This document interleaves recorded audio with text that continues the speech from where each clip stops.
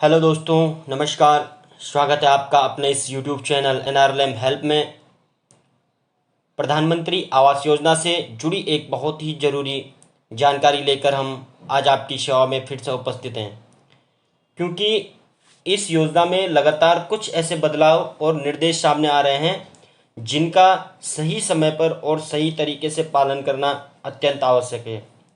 अगर आप भी इस योजना के अंतर्गत लाभार्थी हैं या आपने हाल ही में इसके लिए आवेदन किया है या फिर आपका नाम लाभार्थी सूची में आ चुका है, तो आज की यह वीडियो आपके लिए अत्यंत महत्वपूर्ण है। हाल ही में सरकार की तरफ से एक नया निर्देश जारी किया गया है जिसके अनुसार अब प्रधानमंत्री आवास योजना के प्रत्येक लाभार्थी को एक अनिवार्य प्रक्रिया के लिए 150 रुपये का भुगतान करना होगा।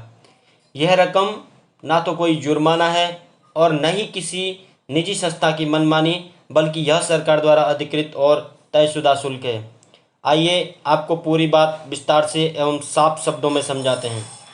प्रधानमंत्री आवास योजना की शुरुआत वर्ष 2015 में की गई थी। इस योजना का मकसद यही था कि देश का हर गरीब, हर बेघर और हर ज़रूरतमंद नागरिक एक पक्के मकान का मालिक बन सके। सरकार का यह सपना है कि भारत के हर नागरिक के सर पर एक मजबूत छत हो और एक ऐसा सुरक्षित घर हो जहां वह और उसका परिवार सम्मानपूर्वक जीवन जी सके। इस योजना के माध्यम से ग्रामीण और शहरी हर इलाकों में लोगों को लाभ मिल रहा है।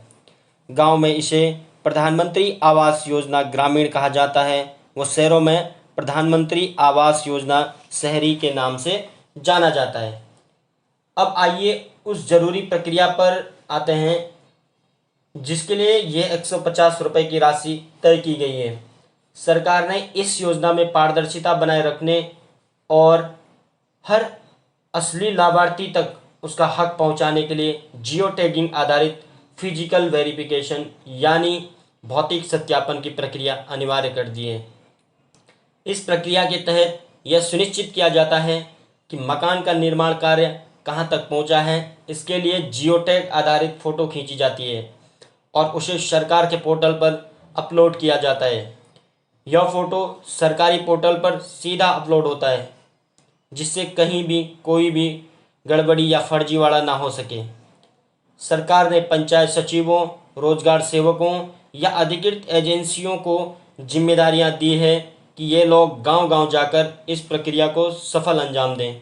लाभार्थी को जब पहली किस्त मिलती है तो सबसे पहले उस वक्त का फ़ोटो खींचा जाता है, फिर जब दीवारें खड़ी हो जाती है तब दूसरा फ़ोटो लिया जाता है और उसके बाद छत पड़ने पर तीसरा फ़ोटो लिया जाता है और कभी कभी जब ज़रूरत पड़ी तो चौथा फ़ोटो भी लिया जाता है। इस पूरी प्रक्रिया के लिए सरकार ने अधिकतम 150 रुपये शुल्क तय किया है। यह शुल्क एक बार का नहीं बल्कि हर जियो टैगिंग के लिए हो सकता है, लेकिन इसकी अधिकतम सीमा स्पष्ट रूप से तय है, यानी लाभार्थी को इस कार्य के लिए इससे अधिक कोई राशि नहीं देनी है। अगर कोई अधिकारी या एजेंसी 150 रुपये से ज़्यादा की मांग करे तो आप साफ मना कर दीजिए और तुरंत अपने नज़दीकी कार्यालय, ब्लॉक या जिला आवास विभाग में इसकी शिकायत दर्ज कराएं। अब यह सवाल उठता है कि शुल्क का भुगतान कैसे करें, तो इसका तरीका बहुत ही आसान है। अधिकृत पंचायत सचिव या रोजगार सेवक आपको फ़ोटो लेने से पहले सूचित करेंगे। इसके बाद आप इसे 150 रुपये की राशि रसीद के साथ ही दीजिए। अगर वह रसीद नहीं दे रहा है तो आप उसे कह सकते हैं कि आप उसे बिना रसीद के कोई भुगतान नहीं करेंगे। सरकार का स्पष्ट आदेश है कि हर लेन देन पारदर्शी हो और हर लाभार्थी को उसकी पूरी जानकारी दी जाए। कुछ जगहों पर यह राशि आपकी अंतिम किस्त से काट ली जा रही है, जबकि कुछ जगह पंचायत कर्मचारी सीधे नकद वसूल कर रहे हैं।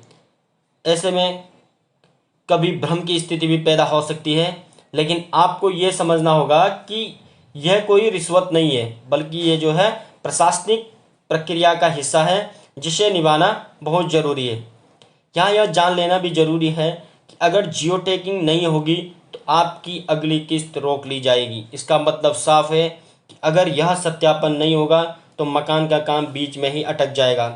इसलिए सरकार द्वारा इस प्रक्रिया को बहुत ज़रूरी माना जा रहा है और इसके लिए जिला स्तर पर निगरानी टीम भी बनाई गई है। यह टीम यह देखती है कि हर लाभार्थी का फ़ोटो सही समय पर और सही जगह पर या सही तरीके से पोर्टल पर अपलोड हुआ है या नहीं।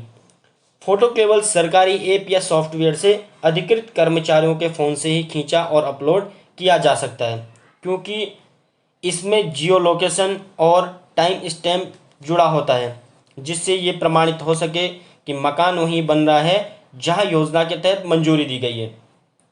सरकार ने यह पूरी व्यवस्था इसलिए लागू की है ताकि भ्रष्टाचार और फर्जीवाड़े की कोई गुंजाइश ना रहे। पहले कई बार ऐसा होता था कि लाभार्थी के नाम पर पैसा तो निकल जाता था, लेकिन मकान नहीं बनता था। कई जगह एक ही व्यक्ति को दो दो बार मकान की स्वीकृति मिल जाती थी। कुछ जगह अधिकारियों की मिलीभगत से फर्जी लाभार्थियों का नाम भी जोड़ दिया जाता था। इन सब गड़बड़ियों पर लगाम लगाने के लिए सरकार ने यह जियो टैगिंग आधारित निगरानी सिस्टम लागू किया है। सरकार का एक ही मकसद है कि हर गरीब को उसका हक मिले और किसी भी तरह की गड़बड़ी ना होने पाए। अब आप सोच रहे होंगे कि जब सरकार खुद मकान बनवा रही है तो फिर यह 150 रुपये क्यों लिया जा रहा है? इसका जवाब बहुत ही साफ है। इस योजना को चलाने और निगरानी के लिए प्रशासनिक खर्च होता है। अगर सरकार यह खर्च भी खुद वहन करे तो योजना की लागत बहुत ज़्यादा बढ़ जाएगी। इसलिए सरकार ने एक नाम मात्र की राशि तय की है जिसे लाभार्थी खुद दें, ताकि योजना सुचारू रूप से चलती रहे और हर ज़रूरतमंद तक इसका लाभ सही तरीके से पहुंचे। तो दोस्तों, एक बहुत ही ज़रूरी सूचना है, अगर आपने अभी तक अपने बैंक खाते को आधार से लिंक नहीं करवाया है तो अगली किस्त के आने में परेशानी हो सकती है। सरकार अब हर किसी को डायरेक्ट बेनिफिट ट्रांसफ़र, जिसे कि शॉर्ट फॉर्म में डीबीटी कहा जाता है, यानी सीधे बैंक खाते में पैसा भेजने की प्रक्रिया और भी तेज़ी से लागू कर रही है। इसलिए आप सभी से निवेदन है कि अपने नज़दीकी बैंक शाखा में जाकर अपने बैंक खाते को आधार से ज़रूर लिंक करवा लें। इससे आपका पैसा सीधा आपके खाते में पहुंचेगा और कोई बीच का दलाल या एजेंट इसमें दखल नहीं दे पाएगा। अब अंत में हम फिर एक बार दोहराते हैं कि प्रधानमंत्री आवास योजना के तहत जियो टैगिंग एक अनिवार्य और ज़रूरी प्रक्रिया है। इसके लिए सरकार ने अधिकतम 150 रुपये का शुल्क तय किया है। आपसे निवेदन है कि इसे रसीद के साथ ही भुगतान करें और अगर कोई अधिकारी या एजेंसी इससे ज़्यादा की मांग करे तो उसकी तुरंत शिकायत करें। योजना का लाभ पारदर्शी तरीके से ही मिल सकता है और इसके लिए सही जानकारी रखना और सही कदम उठाना बहुत ज़रूरी है। इसलिए हम आपसे निवेदन करते हैं कि इस वीडियो को ज़्यादा से ज़्यादा शेयर करें ताकि हर ज़रूरतमंद को प्रधानमंत्री आवास योजना का लाभ सही समय पर और सही तरीके से मिल सके। साथ ही अगर आपने हमारे चैनल को अभी तक सब्सक्राइब नहीं किया है तो कृपया चैनल को सब्सक्राइब करें, ताकि हम आगे भी इसी तरह की महत्वपूर्ण जानकारी और भरोसेमंद सूचना आप तक सबसे पहले पहुंचा सके। तो धन्यवाद, मिलती हैं अगले वीडियो में।